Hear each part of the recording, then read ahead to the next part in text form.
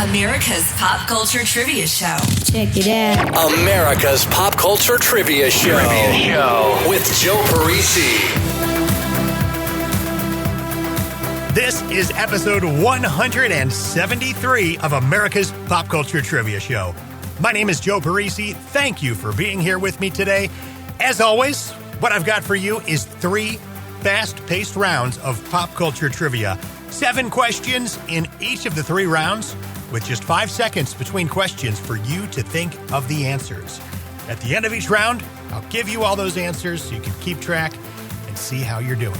Your first round today is going to be a mixed round. We'll bounce all over the place. Got to do music for round 2, and then round 3, movies. It's time. Episode 173 starts right now. Good luck. Now let's play. Round 1. Round 1 is your mixed round. Question number 1. A flavor called Sharkleberry Fin has been associated with what brand for over 30 years?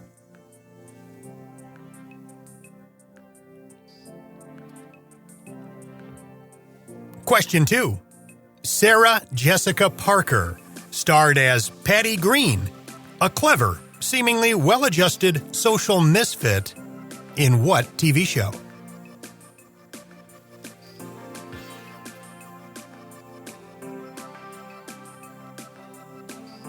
Question 3. Name the late 70s film that featured an unseen character named Fawn Leibowitz. As the story goes, Fawn was a sophomore at Emily Dickinson College who was tragically killed in a kiln explosion. Name the film.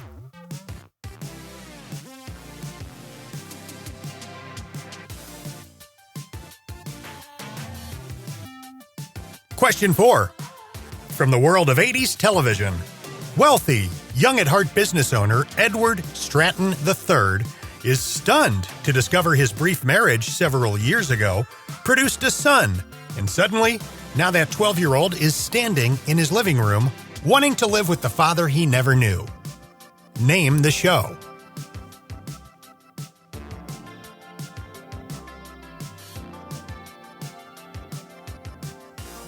Question 5. Gabby Douglas and Shannon Miller competed in what Olympic sport for Team USA?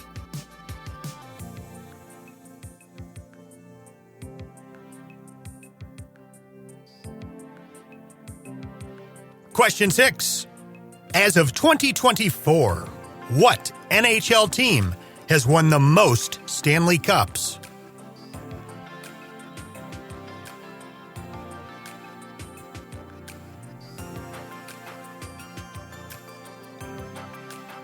And question number 7.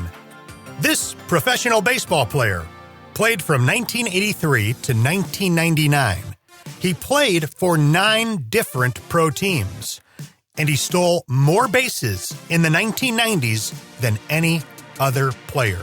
Yet he never appeared in an MLB All-Star game. Name the player.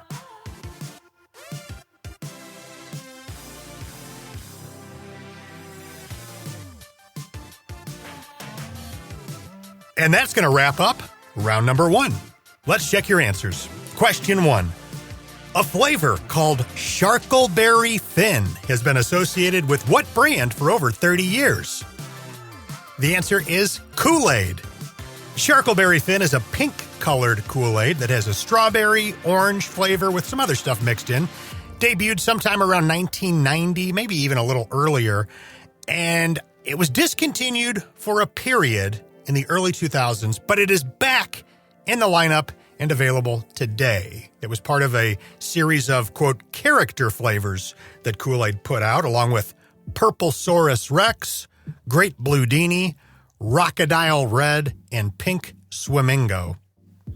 Question number 2, Sarah Jessica Parker from Sex and the City starred as Patty Green, a clever, seemingly well-adjusted social misfit, on what show? Square Pegs. Question 3. Name the late 70s film that features an unseen character named Fawn Leibowitz. As the story goes, Fawn was a sophomore at Emily Dickinson College who was tragically killed in a kiln explosion. Name that film. That is Animal House. Question 4, from the world of 80s TV.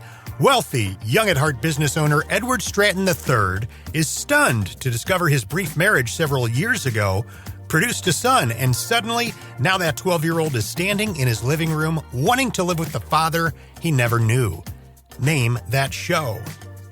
Silver Spoons. Question 5. Gabby Douglas and Shannon Miller competed in what Olympic sport on Team USA? Gymnastics. It's funny to me that, throughout the year, the typical year, there is no attention whatsoever on sports television given to gymnastics and high-level gymnastics competitions. I know that's a big world. A lot of you maybe competed in it, maybe have children or relatives that compete in it. It's a huge thing. It gets no media attention.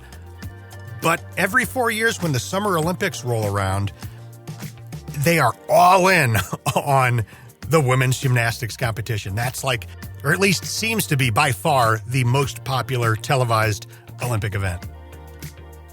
On to question number 6. As of 2024, what NHL team has won the most Stanley Cups? And this one is not even close. The answer is the Montreal Canadiens. As of 2024, as I'm recording this, they've won it 24 times. Second place, as of right now, is the Toronto Maple Leafs with 13. Behind them, Detroit Red Wings with 11. Question 7. This professional baseball player played from 1983 to 1999. He played for 9 different pro teams, and he stole more bases in the 1990s than any other player. Yet, he never appeared in an MLB All-Star game. Name that player. That is Otis Nixon. So I just got to meet and spend some time with Otis Nixon. That is why I added this question in here. And here's the story. You may or may not know that I make documentary films, short films, usually on local topics, local to me here in St. Louis. But I've done several of them now, and I just put this one out called The Card Show, a documentary film by Joe Parisi. So like baseball cards, The Card Show, a documentary film by Joe Parisi. It's out there on YouTube. You can check it out. And it's about the longest running sports card and memorabilia show in America, which happens to take place very near where I live. I've been going to it since I was a small child, and now I go to it with my son. Love this event. Love the guy that runs it, Dave Jackson. And at his most recent show, when I was there filming, he had Otis Nixon there, and I got to hang out with Otis Nixon while he was signing autographs and get some footage of him, and really an interesting guy. So if you're into the sports card or sports memorabilia collecting hobby at all, or you just want to see my latest documentary film, check out The Card Show, a documentary film by Joe Parisi on YouTube. Round 2. Enough of the plugs. Time for more trivia. Round 2, music. Question number 1. Meet me halfway, across the sky. Make this a new beginning of another life. From the soundtrack of the 1987 Sylvester Stallone movie Over the Top, the song Meet Me Halfway climbed to number 11 on the Billboard Hot 100. What artist gave us Meet Me Halfway?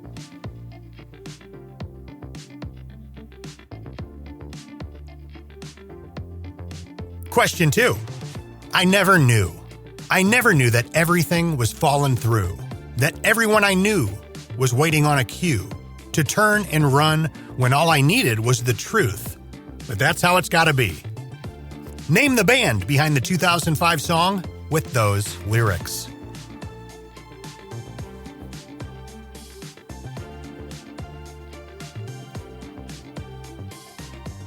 Question 3.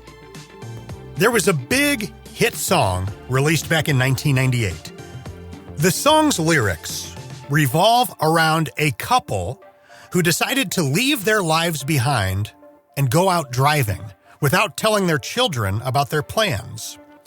Their car breaks down and then they continue on foot. The song's chorus expresses the idea that the couple are achieving happiness by losing touch with the world, even though they may never see their home again. Name the band behind this song.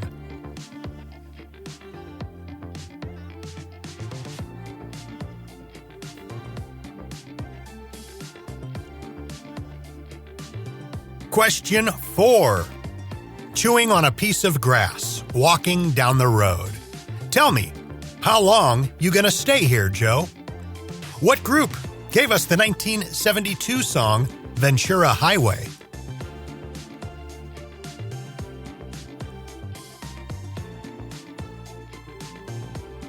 Question 5. David Gilmour is a member of the band Pink Floyd. From 2008 to 2019, there was a guitar available for purchase called the David Gilmour Signature Series Stratocaster. What guitar company made and sold this guitar?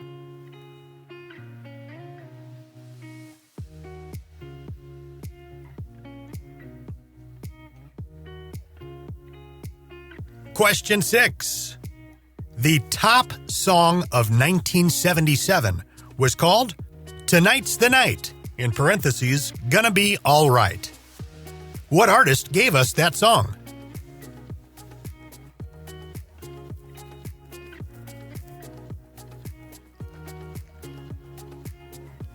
And question number 7.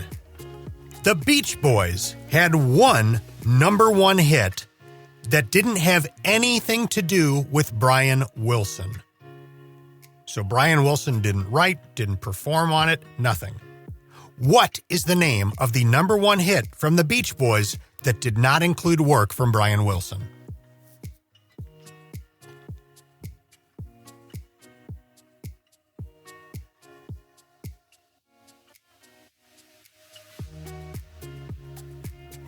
And here come your answers for the music round. Question 1, Meet Me Halfway Across the Sky. Make this a new beginning of another life. From the soundtrack to the 1987 Sly Stallone movie Over the Top, the song Meet Me Halfway climbed to number 11 on the Billboard Hot 100. What artist gave us the song Meet Me Halfway? Kenny Loggins. And honestly, of course it was Kenny Loggins. That was probably the best wild guess you could throw out there because Kenny Loggins dominated 80s movie soundtracks. Over the Top, Footloose, Caddyshack. The guy was a monster. So many hit soundtrack songs in the 80s for Kenny. Question number 2. I never knew that everything was falling through, that everyone I knew was waiting on a cue to turn and run when all I needed was the truth, but that's how it's gotta be. Ring a bell? Looking for the name of the band behind the 2005 song with those lyrics. That is The Fray. The Fray and their song Over My Head, in parentheses, Cable Car. Question 3. There was a big hit song released in 1998. The song's lyrics revolved around a couple who decided to leave their lives behind by going out driving without telling their children about their plans. Their car breaks down, and then they continue on foot. The song's chorus expresses the idea that the couple are achieving happiness by losing touch with the world, even though they may never see their home again. I'm looking for the name of the band behind this song. So the song happens to be called The Way. Your answer, the name of the band, is Fastball. So here's the story with that song. I got really burnt out on that song back in the late 90s when it came out. They just overplayed it on so many different types of radio stations. But it just kind of, dropped off for a while. And now when I hear it, I really enjoy it. But the background story is wild. So the frontman of Fastball wrote that song after he read this news story about an elderly couple who left their house one day in June of 1997, year before the song. They were driving to an event called Pioneer Day, or the Pioneer Day Festival, which happens in Temple, Texas. 2 weeks after they left to go to that, they were found dead at the bottom of a ravine near Hot Springs, Arkansas, hundreds of miles off of their intended route. Now, something that was going on with this older married couple, one of them apparently had Alzheimer's, and the other one had recently gone through brain surgery of some sort. So they believe that played into all of this. And I guess the authorities and family, when they were trying to piece the puzzle together, they think that the wife who was driving got very confused and decided to drive to a place where she used to go on vacations when she was younger, which was, somewhere near where they were found. That's all they could figure out. That was the only thing that made sense. Very sad story, but inspired a very cool and memorable and unique 90s song. Question number 4, to pull us out of the depressing rut I just dropped us off in. Chewing on a piece of grass, walking down the road. Tell me how long you going to stay here, Joe. What group gave us the 1972 song Ventura Highway?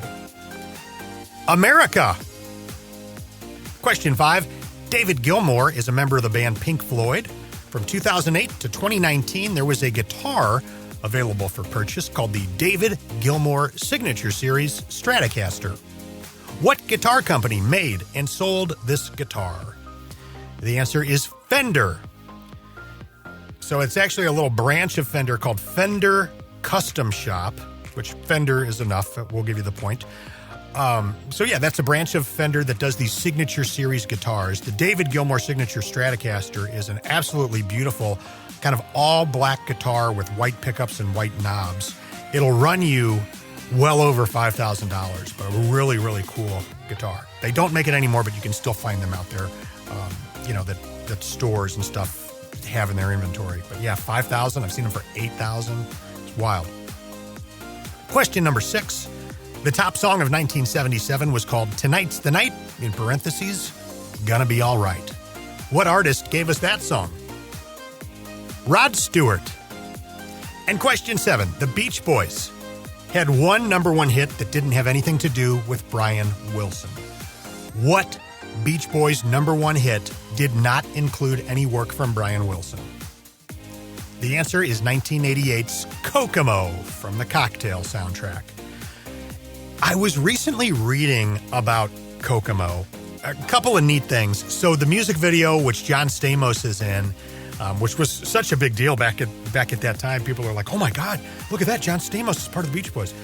They filmed that music video, if you look it up on YouTube, at the Grand Floridian, so down at Disney in Florida. And I actually stayed there years ago. I've told that story before. I ran into Meryl Streep in an elevator there, but that's where they filmed it. That place had just opened, and they're like, oh, this looks like a cool tropical resort. Let's do it there. So that is where the Kokomo video takes place. The other thing I learned I was really surprised about is apparently there is a large faction of hardcore Beach Boys fans that detest Kokomo. And I think it's because it had nothing to do with Brian Wilson. There's like a lot of infighting, friction that has happened within the members of the Beach Boys. Like Mike Love, who is probably like the most recognizable Beach Boy, I think. He owns the rights to the name The Beach Boys for touring and like releasing music. None of the other guys can do that. So if you go today to a Beach Boys concert, it's going to be Mike Love and a bunch of musicians that were not the original band. There might be like one other guy that's sometimes involved, but yeah, the Beach Boys today is just Mike Love and a band he assembled playing the Beach Boys songs. Other guys from the original group are like not allowed by the court to use the name Beach Boys like in anything that they do. It's wild. Round 3. Your third and final round is a movie round. Question 1. In the original 1985 Back to the Future film, what is the name of the actor who played George McFly?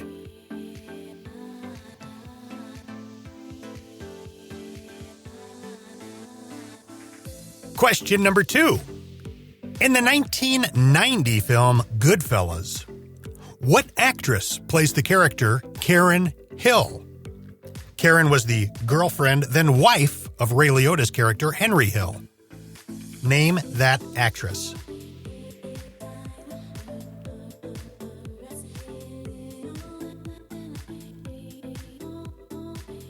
Question 3. In 1997, Uma Thurman appeared in the movie Batman and Robin as the character Poison Ivy. In this film, what actor played the character Mr. Freeze?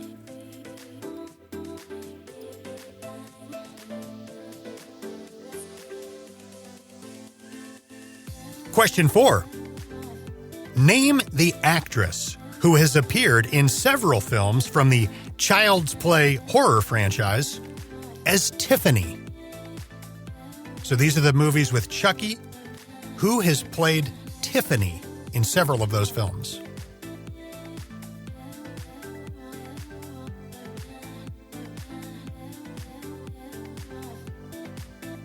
Question 5. What actor played Jim Morrison in the 1991 Oliver Stone film, The Doors?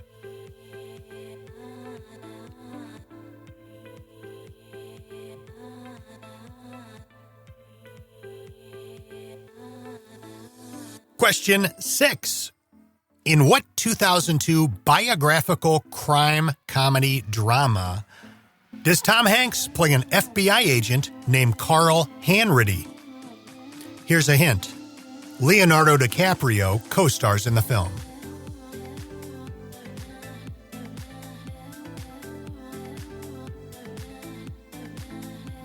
And question 7. In this 1984 film, thuggy cultists are found to be conducting a human sacrifice in a large underground catacomb. This cult also happens to be in possession of 3 Sankara stones, and they were actively on the search for the remaining stones. Name this film.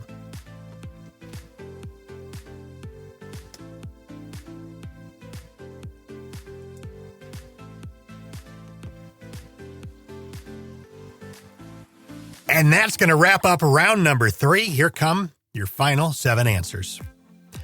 Question 1. In the original 1985 Back to the Future, what's the name of the actor that played George McFly? Crispin Glover. Question 2. In the 1990 film Goodfellas, what actress plays Karen Hill, the girlfriend then wife of Ray Liotta's character Henry Hill? That is Lorraine Bracco. Question 3. In 1997, Uma Thurman appeared in Batman and Robin as the character Poison Ivy. In that film, what actor played Mr. Freeze? Arnold Schwarzenegger. Who are you? Question number 4. Name the actress who appeared in several of the Child's Play horror franchise films as a character named Tiffany. That is Jennifer Tilly. Question 5. What actor played Jim Morrison in the 1991 Oliver Stone film, The Doors? That is Val Kilmer. That is a really good movie. I was obsessed with that movie when I was in about 8th grade, 9th grade. It made me get really into The Doors, really into Jim Morrison. I would watch it constantly. Really a neat, well-done film. Question 6. In what 2002 biographical crime comedy drama does Tom Hanks play an FBI agent named Carl Hanratty? Your hint was Leonardo DiCaprio co-stars in this film. Another amazing film. Your answer is Catch Me If You Can. Steven Spielberg directed that movie. Absolutely love it. Nonstop entertainment. And question 7. In this 1984 film, thuggy cultists are found to be conducting a human sacrifice in a large underground catacomb. That cult happens to be in possession of 3 Sankara stones, and they're actively on the search for the remaining stones. Name this film. Indiana Jones and the Temple of Doom. This has been episode 173 of America's Pop Culture Trivia Show. Thank you so much for hanging out with me today. I mentioned that documentary film that I just released, the one about baseball card shows that Otis Nixon appears in. I'm going to put the link to that in the show notes here. So it'll take you right to that on YouTube. And on that same YouTube channel, you can see some of the other ones that I've done over the last couple of years. So anyway, thank you guys so much for being here, for all of your support. If you ever want to reach out and say hello, you can email me through my business website, which is joeparisivoiceover.com, and my Instagram, which you can give me a follow if you'd like, and message me through there as well, at Joe Parisi VO. Guys, enjoy the rest of your day. Thanks for hanging out with me. We'll talk again soon. America's Pop Culture Trivia Show with Joe Parisi.